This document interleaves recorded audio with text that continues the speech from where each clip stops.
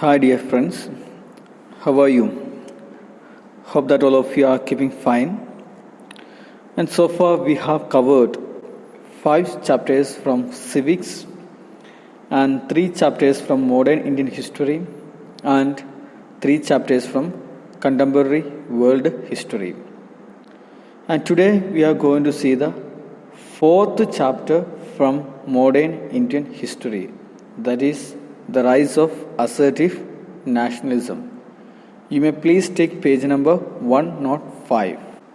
Hope that all of you are following the classes and learning not only the history, all other subjects, because we will get only a limited time when you back to school. So you may please follow all the classes, not only any particular classes, all the classes you follow very thoroughly, and if there is any doubts, you clarify with your teachers. From modern Indian history, last time we learned program and achievement of the early nationalist. And today we are going to see the rise of assertive nationalism. And in the last chapter we had seen that the story of freedom struggle or the movement for the freedom, the national freedom movement revolved around the Indian National Congress. And there were 3 distinct phases of Indian national movement. We discussed the first one, that was the era of early nationalism. And the first one, the era of early nationalism, and the second one, the era of assertive nationalism. Today we are going to discuss the 4th chapter from modern Indian history, that is, the rise of assertive nationalism. You may please take page number 106, and in the first paragraph it is given that the period of assertive nationalism, it was from 1905 to 1918, and even the assertive nationalism was existing in India once the national movement started in India. Bal Gangadhar Tilak was one of the prominent leaders of assertive nationalism, and there were some other leaders like Bipin Chandra Pal, Lala Lajpat Rai, and Aurobindo Ghosh. And the assertive nationalism or the national movement was led by such a kind of prominent leaders, and it was known as the era of assertive nationalism. For the growth of the assertive nationalism in India, there were many trends, and now we will see the reasons for the rise of assertive nationalism in India. The next point, reasons for the growth of assertive trend in freedom struggle. First point, it is famine and plague. In 1896-97, famine started in Uttar Pradesh, Bihar, Madhya Pradesh, and Bombay.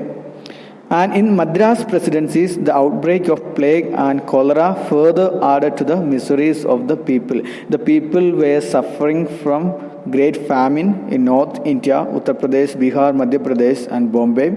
And in southern India, in Madras presidency, people were affected with the plague and cholera. So in order to study the conditions of the people, the British government appointed a famine commission, but it was a failure. And the report of commission was still under the consideration. Then again the famine started in many of the places like Bombay presidency, Madhya Pradesh, the Punjab, and Rajapatna. And during the time of famine, British government did not do anything for the betterment of the people. Instead of that, some of the economic policies of British government caused more disaster to the life of the people. And even the British government they had spent huge amount of money on the Silver Jubilee celebration of the Queen Victoria's accession. So for these reasons, the famine and the plague was going on everywhere in India, and people were in a great struggle, and they were suffering from famine and plague, but the British government did not pay attention for the sufferings of the people. Instead of that, they spent more money for the celebrations. Because of these reasons, the people felt very bad and they wanted to take revenge against British government. The Chapekar brothers killed the British play commissioner Mr. Rand. The reason for that, the British government did not do anything for the betterment of the people. And at the same time, the soldiers were appointed in order to give some kind of some kind of help to the people. But even these soldiers, they were so rude and they ill-treated the women, children, and even they invaded and stolen the wealth of the people. And in this occasion, Balagangadhar Tilak, he came forward and told the people that do not pay the land revenue if their crops fail. The authorities arrested because he was standing against the government. So the authorities felt very bad and they arrested Bal Gangadhar Tilak and he continuously criticized the government. So the first reason, the calamities of the people, the unjust policy of British and the imprisonment of Tilak collectively contributed to the rise of aggressive nationalism. The first point is that one. The second point, it is the international events. Some of the international events occurred in different parts of the world also contributed for the rise of assertive nationalism in India. Example, revolutionary movements in Ireland, Russia, Egypt, Turkey and China and the Boer War in South Africa contributed for the rise of assertive nationalism in India.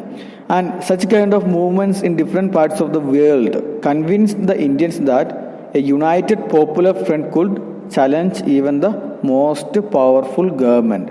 So, from the examples from the international levels or the events, the people of India, they understood that they could also challenge the most powerful government if they are united. And then the rise of modern Japan. Japan was a Asian country and backward Asian country, and it became a most developed country by that time. And it was an evidence for the Indians that without the Western control, Asian countries can be developed. And the defeat of the Italian army by the Ethiopians, African country. The Italian army was defeated by the African country, and it convinced the Indians that the European superiority is no more there. Even the Europeans can be defeated and the European government, British government can be defeated. They felt that if the European nation could be defeated, it would be possible for the Indians to drive the British away from India. The third point, it is the deteriorating economic condition. That means the economic condition in India was worsening. And because of the British rule, the Indian economy was ruined and everywhere unemployment and price raise. And the number of educated Indians increased, but they did not get enough job and they did not get enough salaries. So they started to criticize the British policies and the British government, and many of them attracted by assertive politics. That is the third point. The next one, it is the ill treatment of Indians in South Africa. Some of the Indians were working in South Africa and they were denied the right to cast their vote in South Africa. The Indians, those who lived in South Africa, they did not have any right to cast their vote and they were unfairly taxed, more tax to the Indians. And the racial discrimination was everywhere in South Africa and they were subject to the racial discrimination and they were not allowed to use the railway coaches and the buses scheduled for the whites. And they had to carry their identity cards along with them according to the Registration Act. So such a kind of attitude towards the Indians, it was something very bad and Indians felt very bad. They started to react against that one and many of them attracted by the assertive politics. The next point, it is the repressive policy of Lord Curzon. And Lord Curzon, he was having anti-Congress attitude and he convinced the Indians that it was useless to expect any political and economic advance during the British rule. And he introduced Indian Official Secrets Act in order to restrict the freedom of the press. And at the same time, the Tilak, he wrote in Kesari, in the newspaper published by Tilak, he wrote that, and he justified Shivaji's assassination of the Bijapur general Afzal Khan. And for this reason, the British accused him for sedition and he was jailed for 2 years. And then there were some of the reasons why the repressive policies of the Lord Curzon affect the national spirit of Indians. And the real confrontation between Curzon and the nationalists came through 3 successive measures. First one, changes in the Calcutta Corporation Act in 1899. Second one, the Universities Act of 1904. Third one, the Partition of Bengal in 1905. First, we will see the Calcutta Corporation Act. In 1899, the Calcutta Corporation Act reduced the number of elected Indian members in Calcutta Corporation. So, the Calcutta Corporation Act reduced the elected Indian members in the in Calcutta Corporation, and instead of that, it was more directly connected with the interest of the Calcutta European business community, and which had complained about delays in the grant of licenses. And the second one, University Act. Lord Curzon found that, and he thought that the Indian universities and colleges had become the places of propaganda against the British imperialism. So the teachings there in the universities or the colleges in India promoted the movements against the British imperialism, Lord Curzon thought. So he wanted to bring a strict control. He wanted to restrict the power of university. And with this purpose, he introduced the University Act of 1904. And by bringing this act, he put certain restrictions on the Indian universities. And what were the restrictions? The act cut down the number of elected Senate members and increased the number of official elements in the management of the universities, so that the university senate and the syndicates became the official organs of the government. Instead of the elected members, they appointed official people, so that it was directly connected with the government. Educated Indians were against such a kind of practices put forward by Lord Curzon. They were against the University Act, and they also stood with the assertive politics. And the next point, it is the Partition of Bengal. Lord Curzon's most unpopular measure was the Partition of Bengal. The more unpopular measure by Lord Curzon, it was Partition of Bengal, and he divided Bengal into 2 provinces. On 20th July 1905, Lord Curzon issued an order dividing the province of Bengal into 2 parts, Eastern Bengal and Assam, and the second one, Western Bengal, remained joined with Bihar and Orissa. And the reason, it was said that the existing provinces of Bengal was too big to efficiently controlled by a single governor. That was the reason given by the British government, that the area was something very large and it was very difficult to control that area. So it was partitioned. But the real reason was that the real motive behind the partition of Bengal was to crush the rising tide of nationalism in Bengal. The national movements were there in Bengal. Many people used to participate in that one. And the British government thought of crushing such a kind of activities rising from Bengal, and the reason was that for the division of Bengal was to crush the rising tide of nationalism in Bengal. And he used the divide and rule policy of British government, because he started to give some kind of aid to the Salimullah, the Nawab of Dhaka.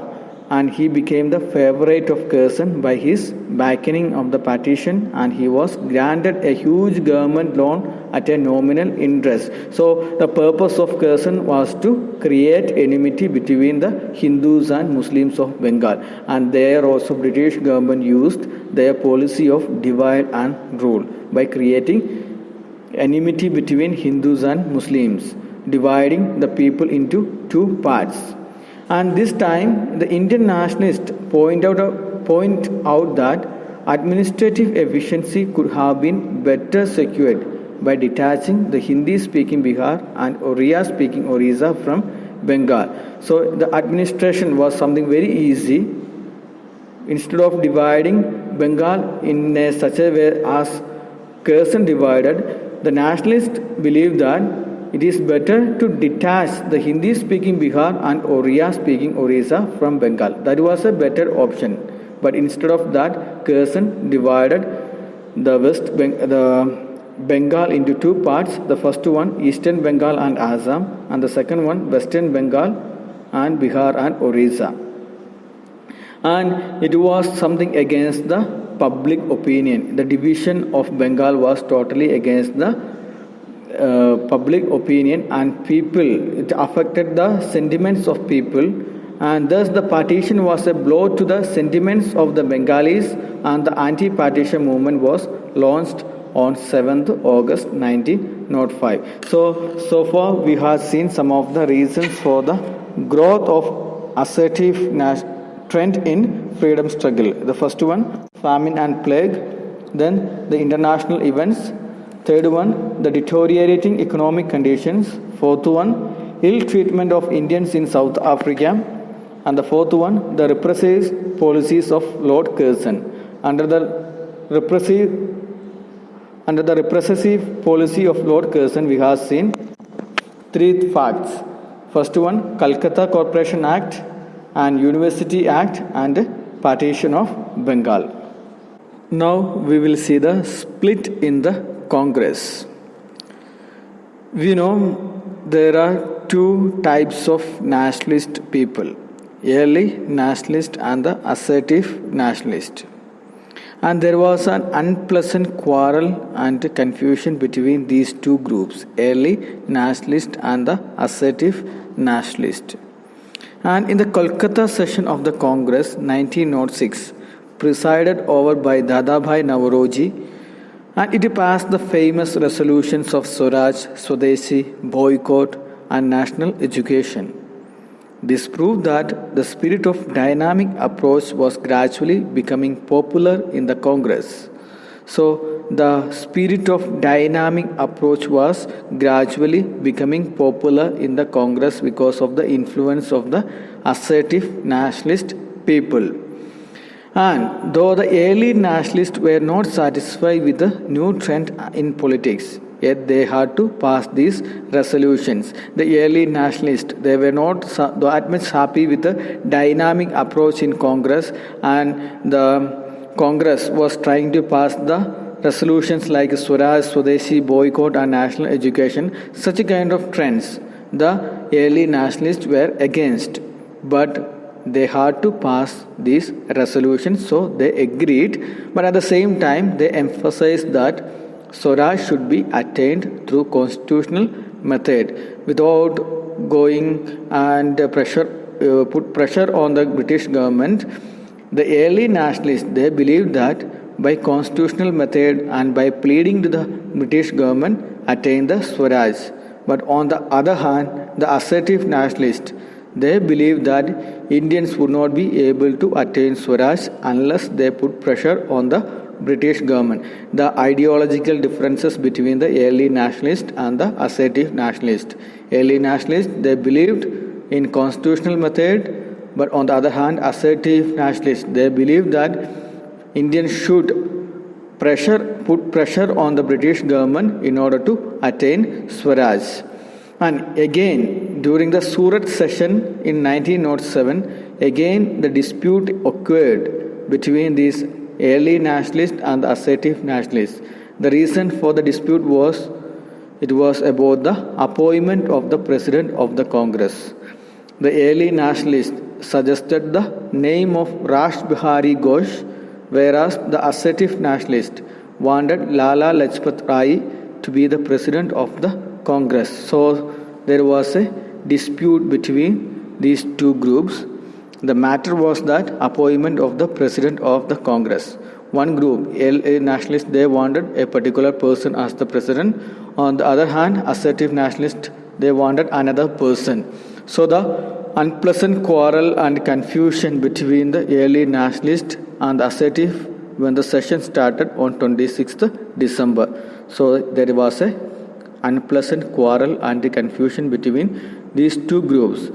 As a result, both of them, early nationalists and assertive nationalists, they got separated from each other, and for 9 years the assertives were out of the Congress. Because of this, these two groups, they were separated from each other, and the assertives were out of Congress for 9 years. That is the split in the Congress. Now we will see the beliefs, objectives and methods of the assertive nationalist. Their beliefs. First we will discuss the beliefs of assertive nationalist. First one, the assertive nationalist had no faith in the British sense of justice and fair play. You can notice the difference between the early nationalist and the assertive nationalist. And the early nationalist, they believed in British sense of justice and fair play, but here assertive nationalists, they do not believe in British sense of justice and fair play. Second one, they deeply hated the foreign rule and had no faith in the assurance given by the British to the Indians.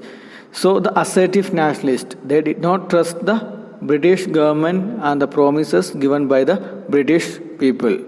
And they hated foreign rule and they supported the Swaraj.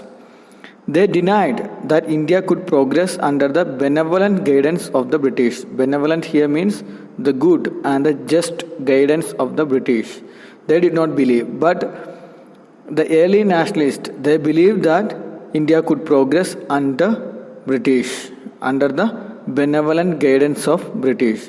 And on the other hand, the assertive nationalists, they never believed and they denied that India could progress under the benevolent guidance of the British. And the assertive nationalists, they believed that the Indians themselves must work out their salvation. They declared that great sufferings and sacrifices were needed for this task. In order to make India free, the Indians should work hard. That was the policy of assertive nationalists. For that purpose, suffering and sacrifices were required. And they promoted and they said Indians should work for their freedom and it requires suffering and sacrifices. That is the beliefs of the assertive nationalist. Next point is the objectives of the assertive nationalist. And they had the aim of economic and administrative reforms. At the same time, the greatest objective, it was the Swaraj. And Swaraj was the ultimate goal of the national movement.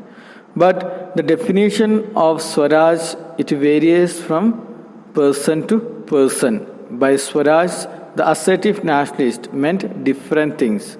According to Tilak, possession of Indian control over the administrative machinery, but not the severance of Indian connection with Britain. That was the meaning of Swaraj according to Bala Gangadhar Tilak. Possession of Indian control over the administrative machinery, but not the severance. Severance means no separation of Indian connection with Britain. So he demanded for the possession of Indian control over the administrative machinery and administrative structure, but he did not want any kind of separation of Indian connection with Britain. And on the other hand, Bipin Chandra Pal, he said that the impossibility of Swaraj or self-government under British paramountcy. Paramountcy means supremacy. So according to Bipin Chandra Pal, it was impossible to attain Swaraj under the British supremacy and the British rule. And according to Aurobindo, the Swaraj is something absolute political independence. So the ultimate goal or the objectives of the assertive nationalist was to attain Swaraj. But this Swaraj, the definition of Swaraj, it varied from person to person.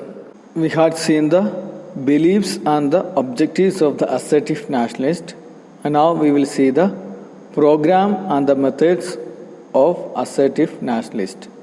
The first one, it is revivalism. The assertive nationalist drew inspiration from the Indian philosophy and the religious beliefs of India. They tried to revive self-respect by referring to the past glory of India. To revive, to renew. They just tried their best to bring the past glory of India in order to inspire the people. So assertive nationalists drew inspiration from the past glory of India, especially they took the elements from the Indian philosophy and the religious beliefs of India.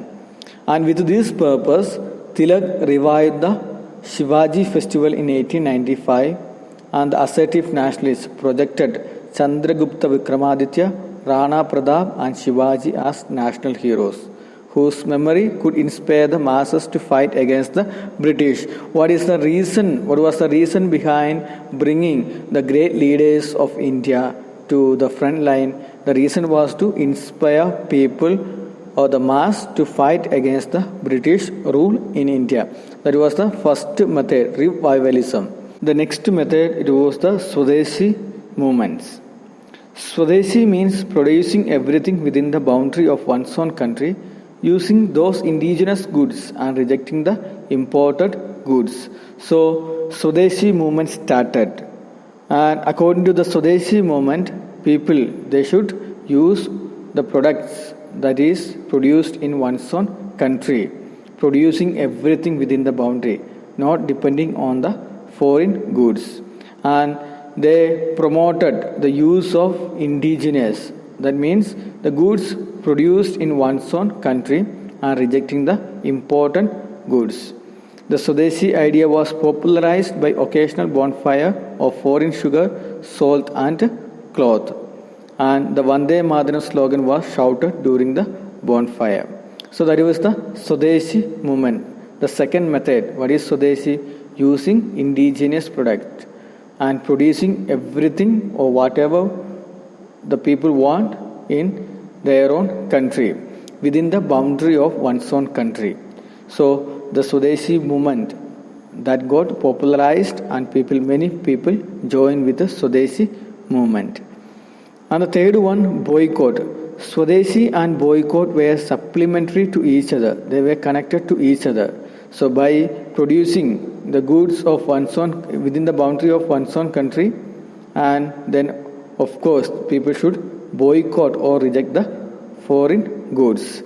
Once a foreign good is boycotted, a parallel system using Swadeshi goods has to be created. Boycott not only meant not to use foreign goods, but it also included boycott of government services, titles, honors, etc. Besides, a man buying or selling foreign goods would be socially boycotted. The boycott thus was an effective weapon for harming British interest in India. Boycott was rejecting what is belonged to British government. That was the policy of boycott. By creating a parallel system of Swadeshi for a market for the Swadeshi good, and that also created, and here boycott means boycotting the government services, the titles, honors, and even a person, if he is buying the foreign goods, then he would be socially boycotted.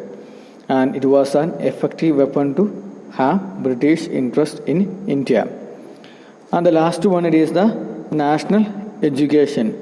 The British government tried to prevent the participation of students in Indian national movement.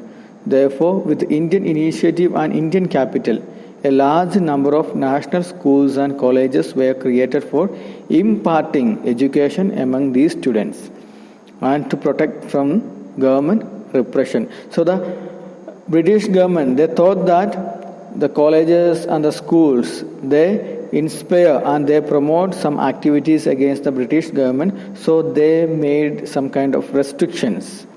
And so many restrictions were there. Because of that, some of the people in India, they took initiative for starting new colleges and schools with the Indian capital, with the Indian money. They started to establish new schools, the national schools and colleges, and to give education to the students. The Bengal National College was set up at Kolkata. The DAV movement in Punjab tried to spread education through various schools and colleges. However, the contents of the national education included secular education, political education, moral education, and vocational education. So these were the 4 different methods used by assertive nationalists: revivalism, Swadeshi, boycott, and national education. Now we will see the achievements of the assertive nationalist.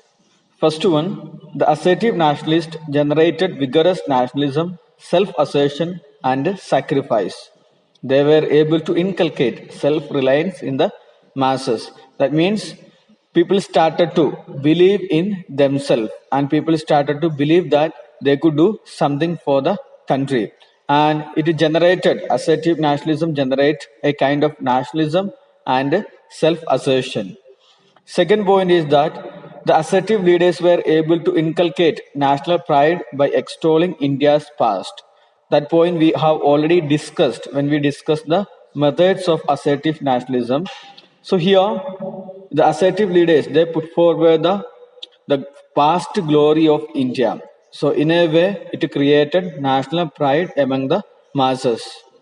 Third one, the Swadeshi movement gave a great stimulus to the Indian industries. Earlier, the Indian people were depending on the foreign goods and the products.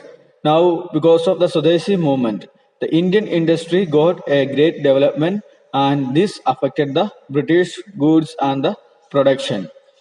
Fourth one, assertive nationalists broadened the base of the national movement by involving the masses like the peasants, women, workers, and students. Earlier, the national movements were restricted to a particular place or with a particular people, but here, by assertive national movement, it included the peasant, the farmers, women, workers, and other students. Then fifth point, it is just connected with the reviving the India's past glory. So the assertive nationalists revived the Shakti cult in India. They invoked goddess Durga and Kali for strength to fight for the motherland. So Shakti cult started in India again, and they were praying to Durga and Kali in order to get the strength to fight against the British rule. And sixth one, the early nationalists, they did not believe in the early nationalists, they believed in the peaceful reforms, but the assertive nationalists, they did not believe in the peaceful reforms. And because of that, the assertive nationalists, they demanded for Swaraj, and it was in the masses or the Indians' duty to attain Swaraj by any means by putting pressure on the British government. And seventh one, the assertive nationalists, they introduced Swadeshi and boycott. That means promoting indigenous goods and production of the indigenous goods in India and using of indigenous product. And at the same time, boycotting whatever belonged to the British administration and British country. And now we will see the difference between the early nationalist and the assertive nationalist. These things we have already seen in the last chapter, and when we saw the beliefs and methods of the assertive nationalist. First one, in beliefs, what all are the differences in beliefs? First of all, the early congressmen, they had a faith in British sense of justice and fair play. On the other hand, the assertive nationalists, they had no faith in the British justice and the fair play. Second one, the early congressman looked to England for guidance and inspiration, and early congressmen thought that British could give a proper guidance to the people and in a better governance in India. But the assertive nationalists, they never believed in the guidance and the inspiration of British government, and they did not consider the guidance of English as something very important. And the assertive nationalists, they denied that India could progress under the benevolent guidance of the English. It was not possible for India to develop under the British guidance and inspiration. That was the policy of the assertive nationalist. And the third one, the early nationalists, they accepted the benefits of the British rule, just like the Western education, industrial development, and everything. But the assertive nationalists, they were against such a kind of practices. They introduced Indian schools and they considered the British rule as the reason for the poverty and backwardness in India. And the last point it is the early nationalists, they got inspiration from the Western philosophers like Mill, Burke, Spencer, Bentham, and they glorified Western ideas of liberalism. And they never looked towards the Indian philosophy and Indian ideas. They got the inspiration from the Western philosophers and the scholars, but the assertive nationalism, they convinced the supremacy of Indian culture and tradition. They took the ideas and the ideologies from the Indian philosophy and they gave a color to the political color to Gita. They drew inspiration from India's past and tried to inculcate pride in India's glorious culture to generate spirit of patriotism. The next point is the difference in objectives. The early nationalists, they just believed in the British rule and the justice and the fair play provided by the British government. And they put forward the claim for self-government within the British Empire. That means they just wanted to, the early congressmen, they just wanted to follow the self-governing model that was practiced in Australia and Canada within the British Empire. On the other hand, the assertive nationalism or the assertive nationalists, they did not agree with such a kind of system, the system in which Indian rule within the self-government, within the British Empire. Such a kind of policy was not accepted by the assertive nationalists, and the assertive nationalists, they put forward the idea that Swaraj is the ultimate goal of the country and their aim of assertive nationalists. They declare that Swaraj was the ultimate goal of the national movement. Tilak said, Swaraj is my birthright and I shall have it. They were not ready for any kind of compromise and they did not want any kind of government within the British Empire, but instead of that, they wanted a ultimately free country. Now, the differences in method. Early nationalists, they believed in the constitutional agitation within the four walls of law and slow orderly political progress. Constitutional agitation means arousing the mass or the people by giving appeals and the public discussion. So in a way, they were going with the peaceful methods for getting freedom and they were trying to build up a public opinion and whatever the government used to give that they provided to the people. And such kind of policies were criticized by the assertive nationalists. So whatever the early nationalists did, they were just going with the British rule and all their agitations, it was within the four walls of law. And these laws were made by the British government. And in a way, the assertive nationalists, they called the idea of early nationalists as the political mendicancy. Mendicancy means by begging, getting something. Instead of that, they went with some other methods. The assertive nationalists, they went with some other methods like revivalism, Swadeshi, boycott, national education. And all these things we have seen once. So you just once again go through and you will understand. The next point given in your textbook is the very important topic, that is contributions of the assertive nationalist. Here, the contributions of Bal Gangadhar Tilak, Lala Lajpat Rai, and Bipin Chandrapal are given. And I want you to write a short note on the contributions of the assertive nationalist. And it is very important, and you must be thorough with at least three from each assertive nationalist. From Bal Gangadhar Tilak, you must be thorough with at least 3 points, and from Bipin Chandrapal, there also you have to study at least 3 points, and Lala Lajpat Rai, there also you should study 3 points. And you may please write a short note on the contributors' personalities. And if there is still any doubts, I will clarify. You can, once we are back to school, you can ask the doubts. So that is the end of the chapter. And here we had seen the first of all, we have seen about the assertive nationalism and the reasons for the growth of assertive nationalism. And what were the reasons? The famine and the plague, international events, the deteriorating economic condition, ill treatment of Indians in South Africa, and the repressive policy of Lord Curzon.